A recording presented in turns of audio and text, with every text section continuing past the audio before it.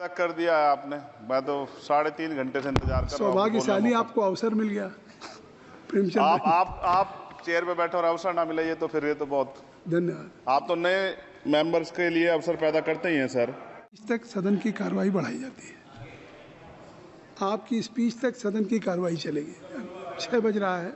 अच्छा ठीक, सदन समाप्त हो जाता है, लेकिन आपकी स्पीच शुरू हो गई तो आपकी स्पीच तक सदन की कार्रवाई। धन्यवाद सर। चंद्रशेखर को बुला दें 2 मिनट के लिए सर। किसको?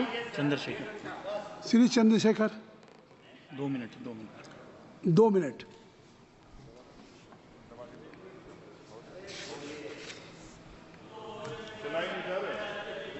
हो गया, ऑन हो गया। आप बोलें।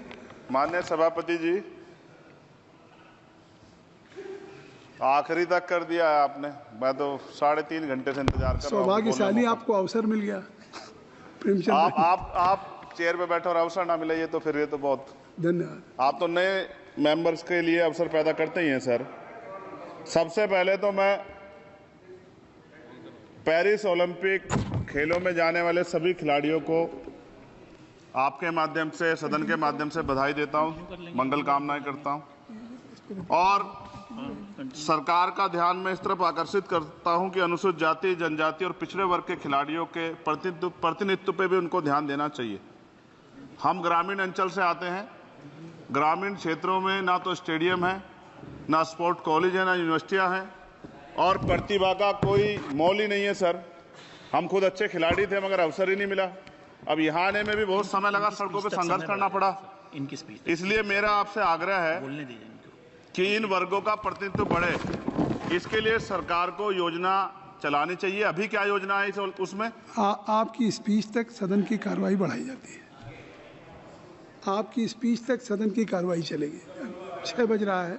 अच्छा ठीक, सदन समाप्त हो जाता है, लेकिन आपकी स्पीच शुरू हो गई तो आपकी स्पीच तक सदन की कार्रवाई। धन्यवाद, बहुत बहुत धन्यवाद। लेकिन कृपया तो सभापति जी, 5 मिनट में कंक्लूड। मैं आपके माध्यम से सरकार से जानना भी चाहता हूं कि ग्रामीण अंचल और SC, ST, OBC के प्रतिनिधित्व बढ़ाने के लिए क्या कदम उठाए गए हैं तथा इस संबंध में कुल कितनी धनराशि आवंटित की गई है और कितनी धनराशि आवंटित करने का प्रस्ताव।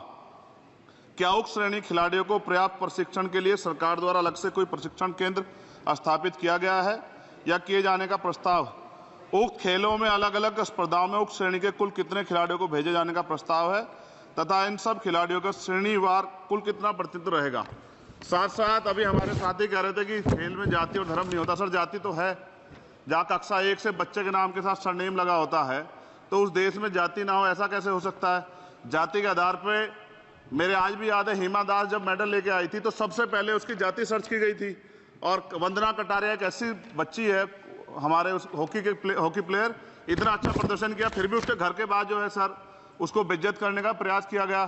साथ साथ सर साक्षी और विनेश के साथ क्या हुआ ये भी हम लोग नहीं भूलें सर। मेरा मानना ये है,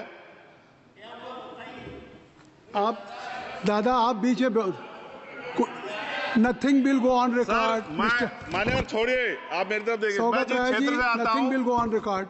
मैं नगीना सहारनपुर सर, मैं उधर जहां से मैं आता हूं सर, उस क्षेत्र में मैं गांव में जाता हूं। बहुत प्रतिभाएं सर, लेकिन अवसर नहीं है। मेरा आपसे आग्रह है, आपके माध्यम सरकार से आग्रह है कि वो देखे गांव में प्रतिभा कमी नहीं है, इनको कुचला ना जाए क्योंकि पक्षपात होता है सर। इस पक्षपात को खत्म किया जाए। कब तक एकलव्य का अंगूठा जो है सर कटता रहेगा?